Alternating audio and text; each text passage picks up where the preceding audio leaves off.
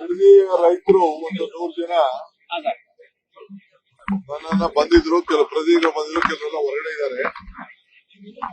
ಅವ್ರ ಉದ್ದೇಶ ಕೆಲವು ಹಳ್ಳಿಗಳನ್ನ ನೋಟಿಫಿಕೇಶನ್ ಮಾಡಿಲ್ಲ, ಫೈನಲ್ ನೋಟಿಫಿಕೇಶನ್ ಮಾಡ್ಬಿಡಿ, ನಾವು ಕೆಲವು ನಮ್ ಸಮಸ್ಯೆ ಇದೆ, ನಾವು ಹಣನ ತೆಗೆದುಕೊಳ್ತೀವಿ, ಒಳ್ಳೆ ಪರಿಹಾರ ಕೊಡ್ತಾ ಇದೀವಿ, ಆದಷ್ಟು ಕೆಲವರು ಜಮೀನು ಉಳಿಸ್ಕೊಳ್ತೀವಿ, ನಾವು 50% ಜಮೀನು ಕೂಡ ನಾವು ಉಳಿಸ್ಕೊಳ್ತೀವಿ.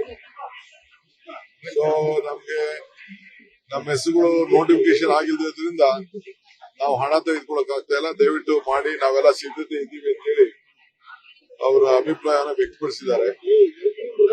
ಸೊ 250 ಜನ ರೈತರು ಕೂಡ ಬಂದಿದ್ದಾರೆ.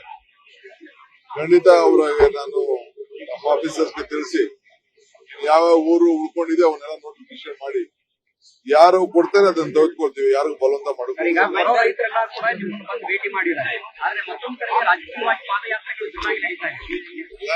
ನೋಡ್ರಿ, ಅಲ್ಲಿರೋರೆಲ್ಲ ನಾನು ಲೆಕ್ಕ ಹಾಕ್ಸ್ಬಿಟ್ಟಿದೀನಿ, 160 ಜನ ರೈತರು ಮಾತ್ರ ಅಲ್ಲಿದ್ರು.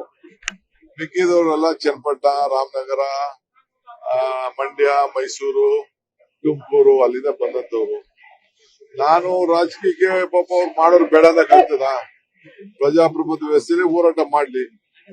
ಇವತ್ತು ಪಾದಯಾತ್ರೆ ಮಾಡಿದ್ರು ನಾವೇನ್ ಬೇಡ ಅಂತ ಏನಿರ್ತದೆ, ದಿನಾ ಪಾದಯಾತ್ರೆ ಮಾಡ್ತೀವಿ, ದಿನಾ ಹೋರಾಟ ಮಾಡ್ಲಿ. ನಮ್ಗೇನ್ ಅದಕ್ಕೆಲ್ಲ ನಾನು ಅವ್ರಿಗೆ ನಮ್ಮ ಪೊಲೀಸ್ ಆಫೀಸರ್ ಕೇಳಿದೀನಿ, ಎಲ್ಲ ಅವ್ರು ಎಷ್ಟು ಬೇಕಾದ್ರೂ ನಡೀಲಪ್ಪ, ಬಿಟ್ಬಿಡಿ ಅವ್ರನ್ನ ಅಂತ ಹೇಳಿದೀನಿ. ಕುಮಾರಸ್ವಾಮಿ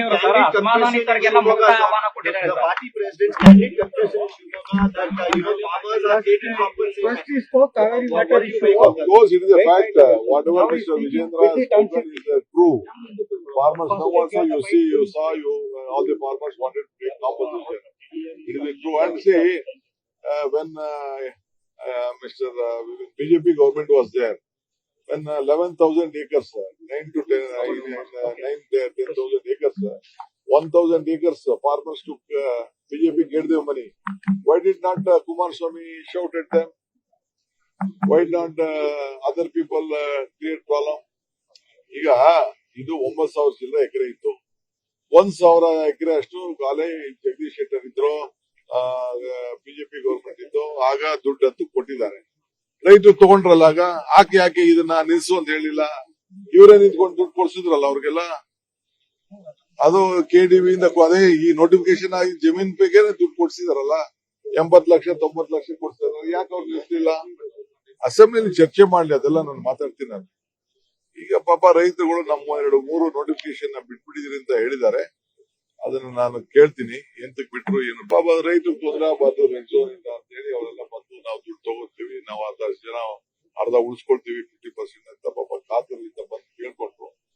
ನಾನು ಅಧಿಕಾರಿಗಳ ಹತ್ರ ಮಾತಾಡ್ತೀನಿ. Today will do. News first, ನಿರ್ಭೀತಿಯಿಂದ ನಿಮ್ಮ ಪರವಾಗಿ.